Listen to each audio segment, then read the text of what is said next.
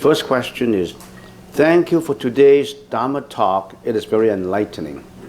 Namaste. That's good. So if you find the talk enlightening, that's good. Better than sleeping. But it's enlightening. What's the symbolism of the different color groups? It's just appearance. Don't judge anything by appearance. Don't have views on different colors. I hate this color. I like this color. That's view, egoistic self views. In some countries they like red. In some countries they like violet. In some countries they like white. So it's just the cultural colors that people like, and respect all these other likings of other cultural colors. So if you want to find what exactly is the meaning of certain colors, yes, there are certain meanings attached to certain colors which humans interpret. For example, we interpret the red color as something lively, as something warm, because red is very similar to some bright lights, so it's a warm, lightening, or certain cases maybe, exquisite. But then white is good too.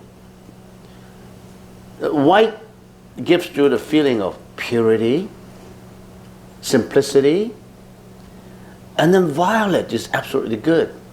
Violets give the feeling of convalescence, the feeling of comfort, the feeling of sainthood. So violet, purple is a very good color. Some green is good too. We go green. You go green because we want to be natural. Green gives a good color. So color itself is just a cultural liking, a cultural thing. And we respect every cultural differences. In some country, they only use white when they're in a funeral. They don't use red in a funeral. And if they're in a banquet of marriage, they don't use white, they use red. But in some country, white is the color for wedding. So they are different. They are different. Yeah. Venerable, can you explain how Petechia Sama Pata is related to eight consciousness, particularly how self, ego, manas fits into the 12 types of Petechia Sama Pata?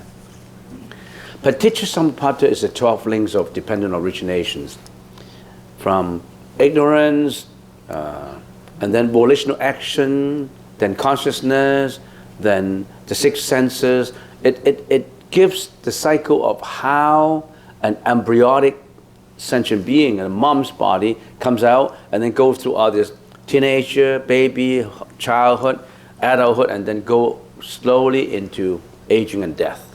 So there's a life cycle of every one of us. There's Petechia Sama Pata. It's a very important concept. It's a concept that was much realized by the Pratītyasamutpāda Buddha. Pratītyasamutpāda Buddha is someone who lived at a time when there was no Buddhism, when Buddha was not living, and they just obtain the enlightenment by observation of nature. Sometimes they observed, a practitioner of meditating, and he observed spring, summer, autumn, winter. They observe this changeability, the changeability of nature. When he observed the changeability of nature, then he suddenly realized there is no real nature. There's no reality in nature. Nothing stays all the same permanently. Everything is impermanent because it changes. But we, sentient beings, attach our egoistic feeling, our longing for permanence, into things that are impermanent. We always want to maintain our status, our wealth, our happiness. We always want to keep it that way. If somebody take it away from us, then we get angry. You always want, you may not realize it, you're always looking for permanence. You think that nothing changed. That's one reason why you want to keep your fixed assets in one place. If anybody steal away anything, you would be so grief-stricken that you want to kill. You want to do anything just to protect yourself. So we have all that egoistic feelings. So all this Petechia Sama Pata is 12 links of dependent origination. You can get that explanation from Google. Actually, it was composed into a very good Gregorian music. So people who are very interested in old music, listen to the chanting of Petechia Sama Pata. It's one of the most beautiful ancient lyrics and chanting of the Pali canon. You can listen to it. It's a very beautiful melody. And how is it related to eight consciousness? Every section of it relates to eight consciousness. Every section of it is related to consciousness. You are conscious of living. You're conscious of ignorance. But that consciousness is tainted. You're conscious of all these things. But that is polluted consciousness that you're conscious of. You're not purifying your consciousness. You're involved in that cocoon of polluted consciousness, which you recognize that as your ego, as your storage consciousness. So if we go about relating the eight consciousness to Petechia Sama Pata, it requires one course of Petechia Sama Pata. And then you can fit all this eight consciousness into Petechia Sama Pata. Anybody who does not know what Petechia Sama Pata is? So everybody knows, or you know. It's 12 links of dependent. It's good to, you know, it's, so only one raised your hand. That means all the others fully know about some Petechia Sama Pata. They were very honest. Some people don't want to confess that they don't know. You know what is knowing? Knowing is to confess on things you don't know. That's knowing. All right, so that's Petechia Sama Pata. How can I improve or develop self-compassion within myself? That's a good question too. Other than all these good questions, how can I improve or develop self-compassion within myself? Now, what happens to an enlightened person after death? To improve on self-compassion within yourself, the most important is that key word, forgiveness. You know why you're not compassionate? Because you can stand other people interacting on you that make you unhappy. You always think about your own happiness first. Why do you say something that intrudes in my mental complex? So always forgive. If someone is saying something that is not good to you, you say, thank you very much because you give me a chance to raise my tolerance level, to increase my forgiveness. It's difficult to forgive. If I was abused by my dad in my childhood, I hated my dad. You know, how come they did these things to me? But firstly, it does not matter how you hate your dad. You cannot rerun the same tape again. That abusive childhood was long gone because you have an ignorant dad who abused you. And don't bring that ignorance and that kind of deeds onto the present table and then ponder on it. It doesn't help, does it? Thinking about bad experiences in the past does not help you to be better. It just increases your depression. Whatever has gone, just let it go. It shouldn't bother you. Firstly, you don't want that to happen again. It would not happen again because you know that it's not right. So you don't let that happen to you again. So why do you want to re-happen that now and bring it back into your mentality? Bring it back into a video camera and then shoot it on the wall again and look at it. That tape should be long forgotten, long forgiven. So forgiveness has absolutely strength and power in it. Always forgive. And if you forgive, then the compassion comes. Because you start to forgive every wrongs that have been done to you. But mind you, forgiveness does not mean that you become more foolish than before. I accept anything that's bad to me, no. You become more clever. So forgiveness have heightened up your intelligence level. You know that it's wrong, you just forgive. You will not impose the same thing on another person. If you have been violently treated and you forgive it, you know that's not right, you will not violently treat other people unless you don't have forgiveness. Usually why kids become so violent? Because in the family members use violence against them and they hated it.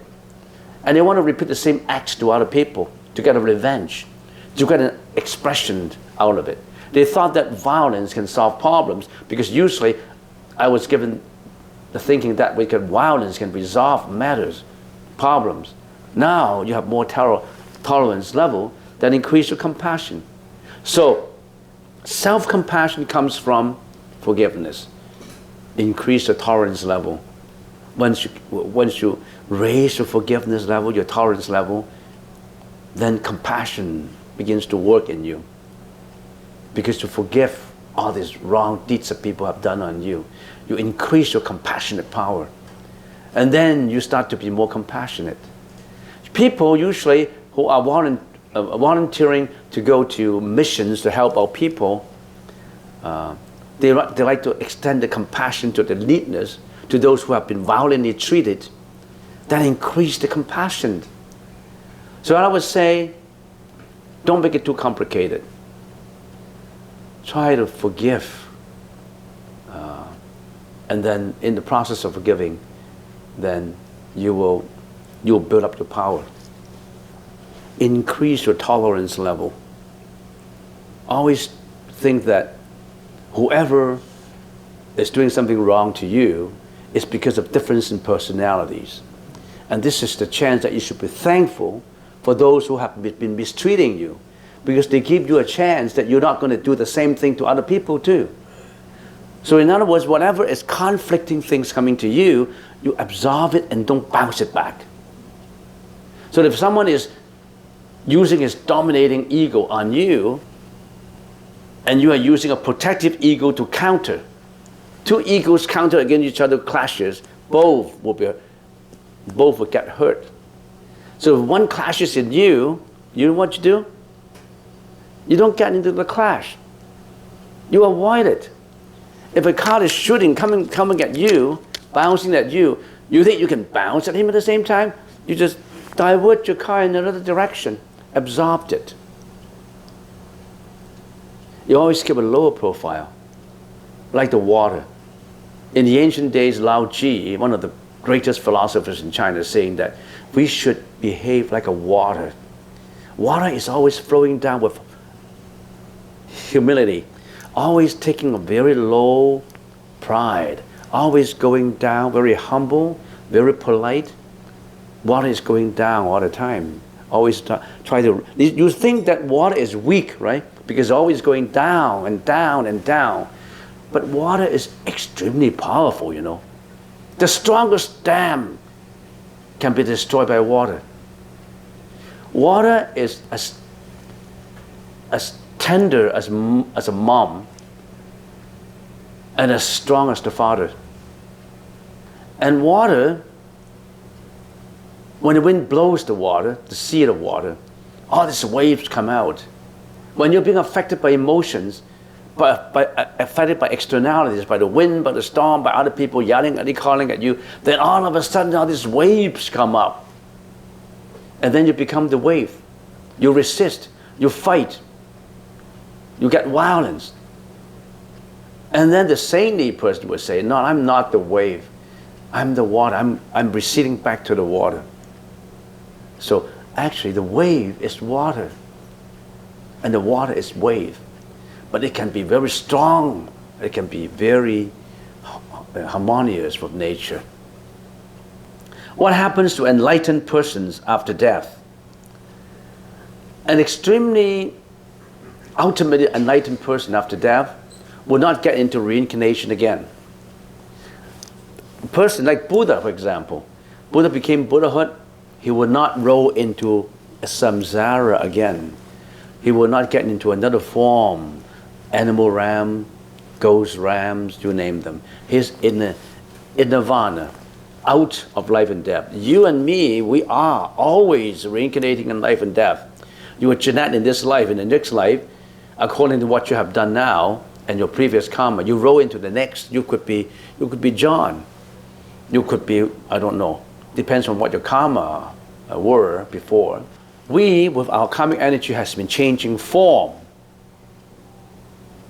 Different waves, higher waves, lower waves. But you are the water. You always have that water nature in you. That water, you are water. Don't recognize your own wave. Every wave is an individual. The water is returning back to unity. So after an enlightened person after death, don't roll into sufferings again. We are in sufferings. There was someone who found a way to get away from life and death, to get away from sufferings. And he got enlightened. That's Sakyamuni Buddha 2,600 years ago. And after enlightenment, actually he wanted to go into the nirvana after discarding the body of life and death. But then on the request of billions of guardian angels and all these, he said, the guardian angels stay behind and teach us how to get out from samsara. So he stayed for another 49 years. That's Buddhism. He stayed longer enough to give you the map. He already found the map to be out of prison, the prison of life and death. He found the map and he followed the route through and he got out from the forest of life and death. He has that map. He wants to show us that map. That's Buddhism. If you follow that map, you can go out. But how many people would follow that map? People would just follow the map of what? Seeking for more reputation, materiality, fame, sex, enjoyment, sensory pleasures. They only want those maps. They want a map to be a billionaire. They want a map to be, I don't know, materialistic pursuit. That's the maps most people want to get. Not the maps for getting out of samsara and suffering. That's the karmic energy that pulled us down.